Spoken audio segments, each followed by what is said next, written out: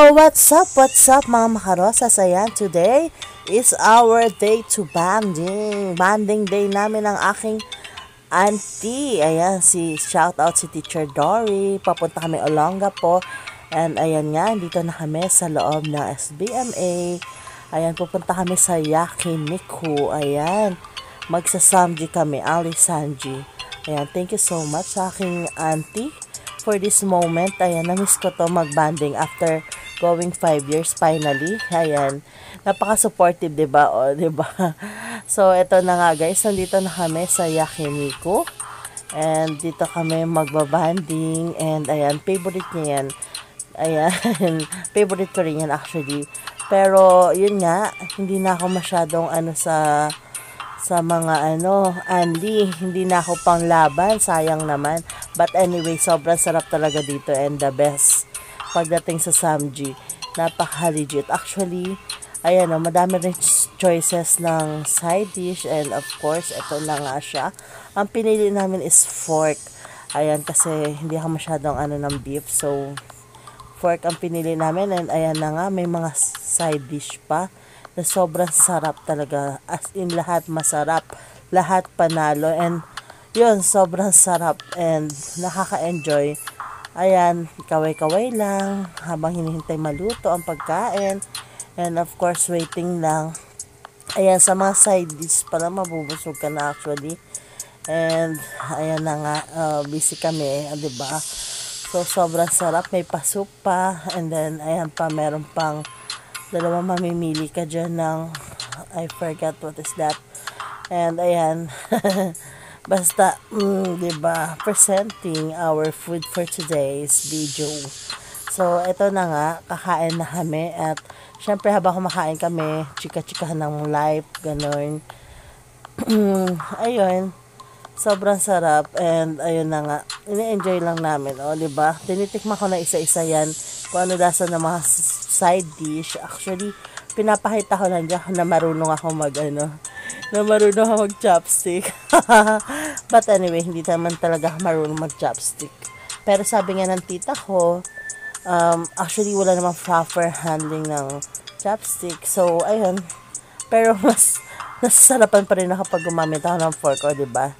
Hindi ko na natiis gumamit na ako ng fork. And talaga naman na-enjoy ko lahat ng side dish. Sine-check ko, ayan, diba? O, pineplex ko muna, tapos kinakain ko siya. So, ayan na nga. Sobrang sarap talaga, as in. Actually, hindi ko alam mga pangalan yan, pero alam ko siya kung paano kainin. Charot.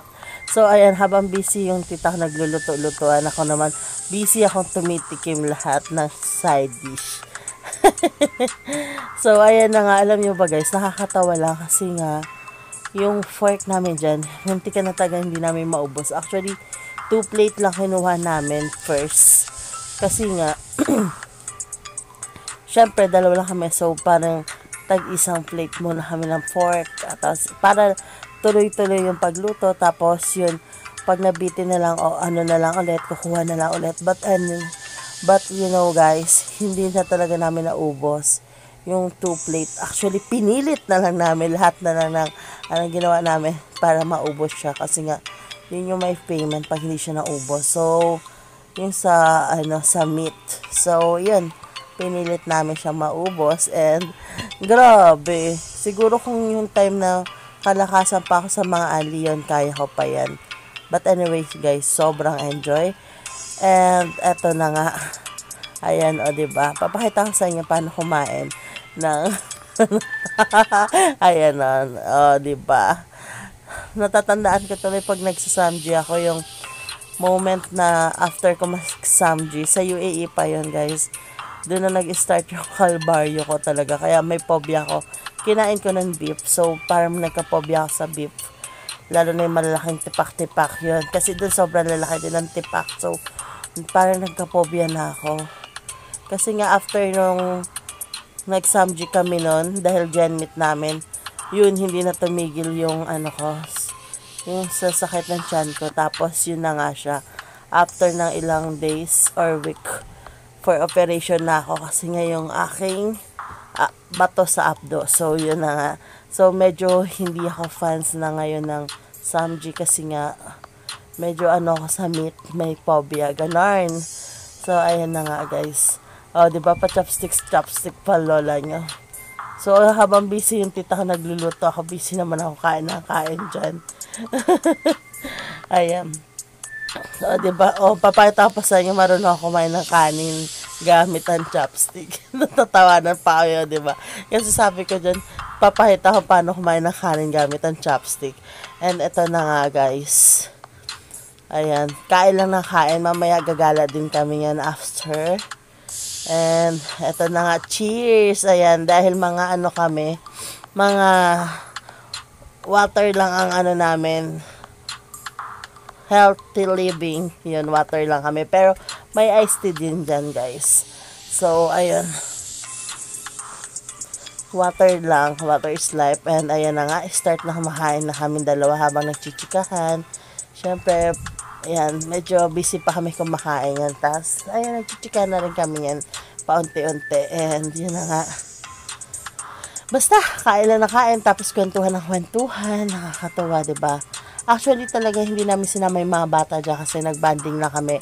Girls banding, mommy's banding, ayan. Kami lang talaga. And so, yun. Me time. Me time. Hindi siya pwedeng me time. Basta, date namin yan dalawa. Magtita. So, ayan na nga, guys. Busy kami kumain. Galit-galit muna kami. Tapos nang busog na kami dyan, kwentuhan na kami ng kwentuhan. Habang pinipilit maubos yung ano, ayan, yung aming karne. O, diba? Ang dami pa, guys. Pero that time talaga, medyo busog na rin ako.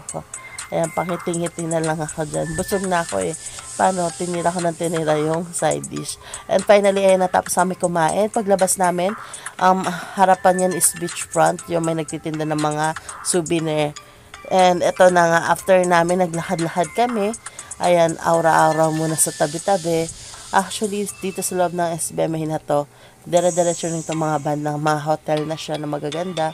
With beachfront, ayan, resort na siya. And ayan, lakad-lakad lang. Ayan, patagtag lang, diba? And ayan yung tita ko, Sana all sexy na. Diba? So, ayan, rampa muna kami na rampa. Ayan, actually, itong place na to is sa papuntang lighthouse to, diba? Ang ganda. And, eto na nga, guys. Ayan, yan yung sa lighthouse. On the way sa lighthouse. Ayan, Saan ka pupunta, te? Ayan. Aaura lang yan. Babalik din yan. Diba? Fuck. Kala nyo, ha? Kala nyo pupunta ako hotel. Rumarampa lang ako. Actually, nagtatagtag na kinain. But anyway, guys. Ayan. Rumampa muna kami dyan. Ayan, sabi ko magre-rainbow rock ako. Tapos, diba? Unti na lang eh. Sabi ko, hindi ko pala kaya. And finally, ayan guys, papunta na to sa boardwalk. Actually, boardwalk na tong place na to. And may nakita kami dirty ice cream. Ayan, gustong-gusto ko siya. Actually, masarap din yung ice cream na yan guys sa bayan. Ayan, ang flavor niya is avocado, cheese. Ano pa yung isa? I forgot na yung isa. And vanilla ata. And after that, pumunta rin kami dito. Dito rin yan sa bandang boardwalk. Ayan yung flag ng Philippines nandyan. And mga tourist destination din siya dito sa SBMA. Ayan. And ayan, eto nakakamiss talaga to. Yung forest view talaga naman dito lang yan sa SBMA. Diba? Napakaganda. Ayan, lakad-lakad habang papunta ng Harbor Point. Talaga yung place dito is talaga makikita mo. Napakaganda. Puro puno. Ayan, napaka-presko. That time kasi guys, hindi sobrang init. Hindi siya talaga mainit. So, nag-enjoy namin maglakad as in lakad lang. Sobrang enjoy. Ayan. Diba? And nandito na kami finally sa Harbor Point. And of course, una namin ginawa is nag-snapshot. Ayan, diba? And after that, ayan yung favorite namin, ang video. Okay. So, ayan, nagkakanta na kami dyan. Napakaganda ng boses nga ng tita ko. And talagang ayan na nga, after namin magkakanta, aura muna dito sa labas ng Harbor Point. Diba? Sino hinintay mo dyan, te? Ayan, mapapasana off ka na lang dyan. So, ayan nga guys, habang wala kang partner, ayan, mag-emote-emote na lang ako dyan. Malay mo dumating dyan si Jack. And eto na nga. Ayan o, patakbo-takbo-takbo ate. Ayan. Dalian mo. Ayan na, diba? Ayan na nga. Ang ganda rin yan, guys. At nakaka-enjoy. Mapabata, mapamatanda. Talaga naman nakaka-enjoy dyan. O, diba? Takbo-takbo pa ako. O, pag nadulas ka dyan, te, ano na? O, diba? So, ayan naman yung tita. O, sige, ang tuloy niya tumakbo. O, diba? Ayan. Basta pil na pil namin yung moment na yan. Para kami mga bata. And, eto na nga guys, eto na, dahil nakauwi na kami dito sa Subic, ayan, may nakita akong balot. Syempre, hindi ko na pinalampas yung balot, guys. Ang tagal ko na talaga hindi nakakakain yan. And talaga, masasabi ko, guys, iba ang lasa ng balot ng Pilipinas ng balot pag nasa UAE na. Grabe. Talaga yung linamnam nitong balot na to, panalong-panalo. Sabi ko, ba't ganun? Iba yung lasa niya talaga sa balot na nakakain ka sa UAE. Sabi naman nung nagtitinda ng balot, baka daw na-stack na yung itlog, kaya daw ganun na yung lasa nun. Baka nga, kasi syempre tina-travel pa yon, guys. So, ayun na nga. Sobrang sarap. Actually, dalawa nga lang kinain ko dyan kasi pinipigil ako rin kasi nasobrahan na ako sa kain and ayoko naman ma-high blood. Oo. Sabi ng tita ko, okay ka na? Sure ka na ba dyan? Dalawa lang? Ako naman syempre, oo, sure na ako kasi nga iniiwas ako ma-high blood, guys. Gabi na rin. Talaga in-enjoy ko lang at sobrang sarap. Oh, diba? Pinapakita ko pa. Basta dyan na ako kumain. Ayoko na kasi siya iuwi. Alam mo yun. Para talaga mainit. Tapos pil na pil mo habang yung usok ng jeep na bubugahan ka ganon. Mas masarap yun. Ganon. O, diba? Napaka-cowboy ko talaga dyan. O, diba? Ang sarap. O, di kamay ko pa yan. Tinanggal ko lang yung bato. Tapos, ayan yung sisiyo. O, diba? O, saan pa kayo? Only in the Philippines lang yan, guys. O, diba? O, ang sarap. Panalong panalo. So, ayan. Thank you so much sa akin, tita. Thank you so much. And, ayan na. Selfie muna tayo, guys. Ayan na yung magagandang lugar na napuntahan namin. Yan yung lighthouse.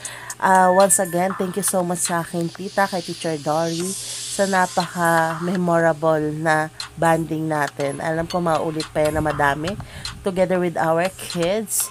And ayun na nga, thank you so much for the wonderful night. And I miss you so much. Love you. Ayan, enjoy our picture together. Mwah!